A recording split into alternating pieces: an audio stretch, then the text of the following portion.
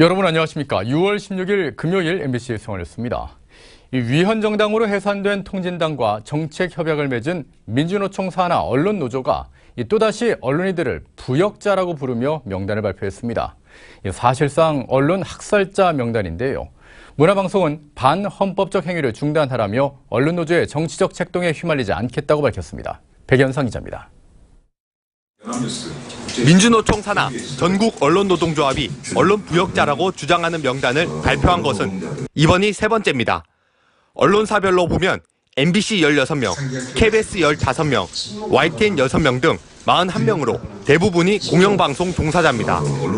언론노조가 지난해 12월부터 언론 부역자로 명명한 언론계 종사자는 모두 101명입니다.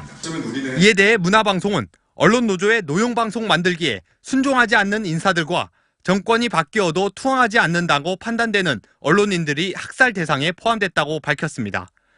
문학의 블랙리스트를 중대한 위헌이라고 주장하던 언론노조가 오히려 언론인 블랙리스트를 만드는 반헌법적 발상을 하고 있다고 문화방송은 설명했습니다.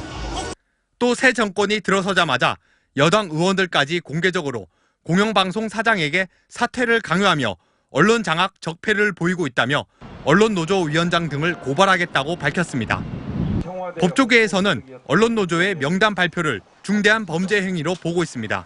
명단에 오른 분들을 싸잡아서 마치 인민군 부역자들을 연상시키는 부역자라는 표현을 쓰는 행위는 형법상 모욕죄에 해당될 수도 있습니다.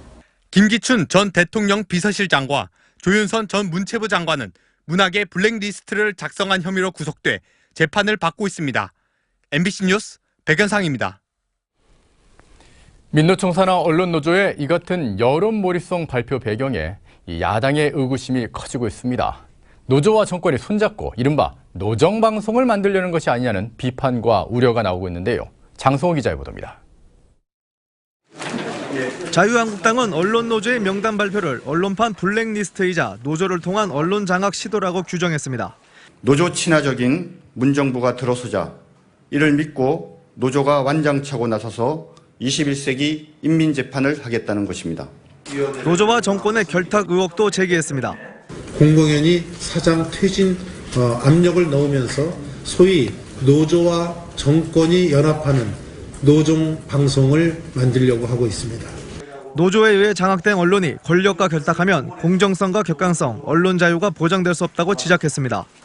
국정기획자문위 대변인이 노조가 방송사 사장 사퇴를 당연히 요구할 수 있다고 언급하고 여당 당직자가 직접적으로 공영방송 경영지 사퇴를 압박하기도 했습니다.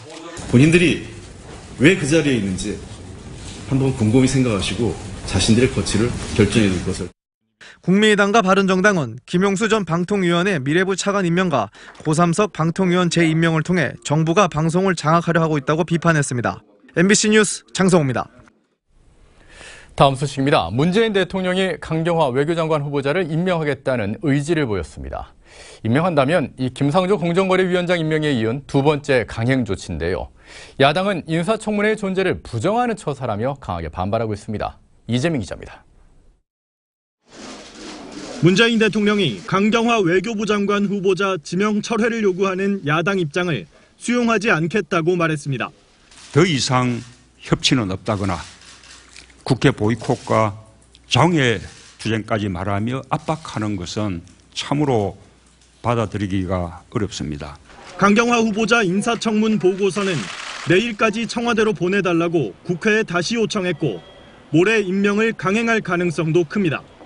여당도 청와대에 힘을 보탰습니다. 야당은 과거의 회행적 정치 행태를 반복하고 있는 것이 아닌지. 그러나 자유한국당은 문 대통령의 발언을 야당에 대한 선전포고로 규정하고 강경하게 대응하겠다는 의지를 보였습니다. 야당으로서도 보다 강경한 수단을 강구할 수밖에 없다는. 국민의당은 문 대통령이 불통이라고 지적했고 바른정당은 인사청문회가 요식행위냐고 반발했습니다. 급격히 전국이 경색되면서 추가 경정 예산안과 정부조직법 처리, 김희수 헌법재판소장 후보자 인준 등이 연이어 표류할 가능성이 커지고 있습니다. MBC 뉴스 이재문입니다. 이 저서에서 부적절한 성적 표현으로 논란이 되고 있는 안경환 법무부 장관 후보자가 과거 첫 번째 결혼 당시 서류를 위조해 일방적으로 혼인신고를 했다가 법원에 의해 무효가 됐던 것으로 밝혀졌습니다. 안 후보자는 오늘 인사청문회에서 관련 의혹들을 직접 해명할 것으로 보이는데요. 김수근 기자의 보도입니다. 1976년 3월 서울 가정법원 판결문입니다. 석 달 전 혼인신고가 된 안경환 후보자와 김모 씨의 혼인은 무효라고 판결했습니다. 김 씨가 안 후보자와의 약혼이나 혼인을 주저했는데 안 후보자가 김 씨의 도장을 위조해 서류를 만든 뒤 혼인신고를 했다고 돼 있습니다. 판결문에 따르면 안 후보자는 재판에서 혼인신고가 돼 있으면 김 씨가 어쩔 수 없이 사랑하게 되고 혼인을 할 것이라고 막연히 생각했다고 변론했습니다. 안 후보자의 개인 도장 위조와 부정 사용 등은 징역형에 처해질 수 있는 범죄 행위로 40여 년 전의 일이지만 자질 논란은 거세질 것으로 보입니다. 안 후보자는 또 국가인권위원장을 지낸 뒤 서울대 명예교수였던 지난 2014년 퇴학 처분을 받은 고교생 아들의 선처를 학교장에게 부탁해 징계 수위를 낮췄다는 의혹도 불거졌습니다. 당시 안 후보자 아들은 동기 여학생을 자신의 기숙사에 불러들이는 등 교칙을 위반해 퇴학 처분을 받았지만 안 후보자 측의 탄원서 이후 재심에서 퇴학을 면했습니다. 인사청문회를 앞두고 자신을 둘러싼 논란이 이어지자 안 후보자는 법무부를 통해 직접 해명하겠다며 오늘 오전 11시 기자회견을 자청했습니다. MBC 뉴스 김수근입니다.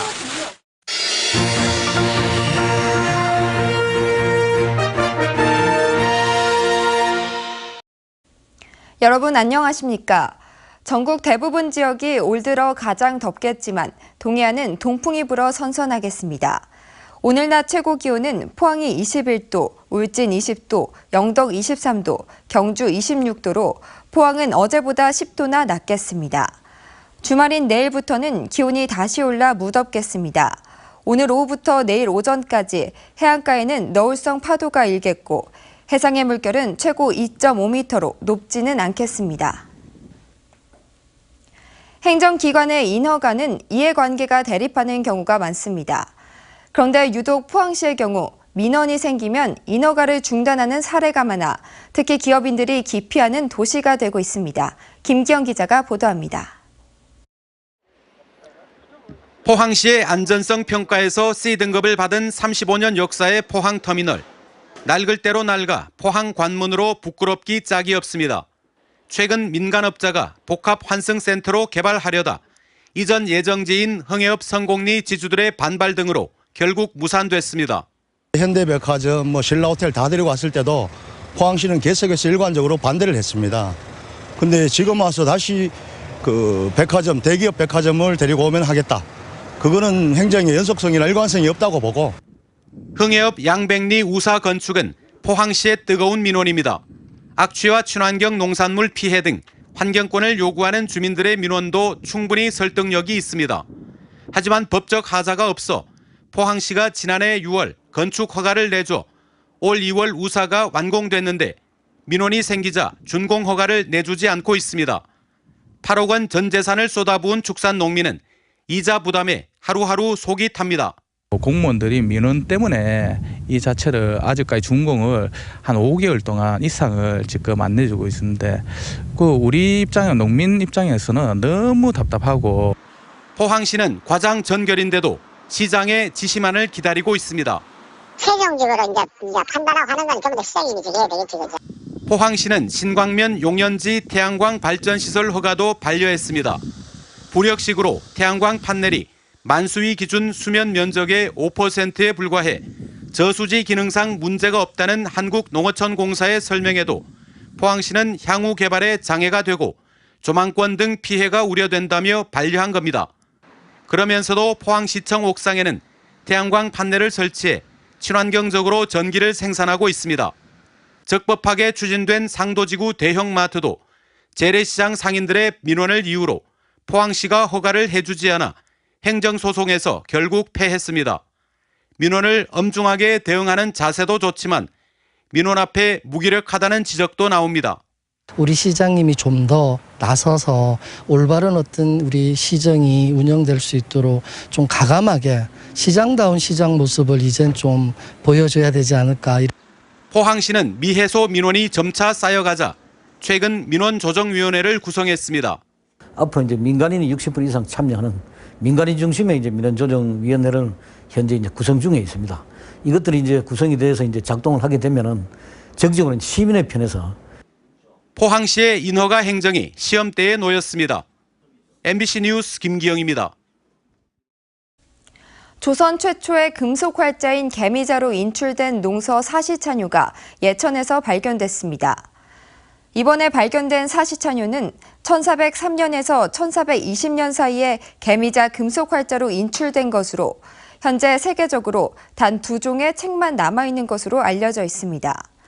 농서인 이 책은 996년 당나라 한학이 편찬한 것으로 1월에서 12월까지 시기별 농법이 기술돼 있고 1429년에 간행된 세종의 농사직설 이전에 조선 농업기술상을 이해할 수 있을 것으로 보입니다.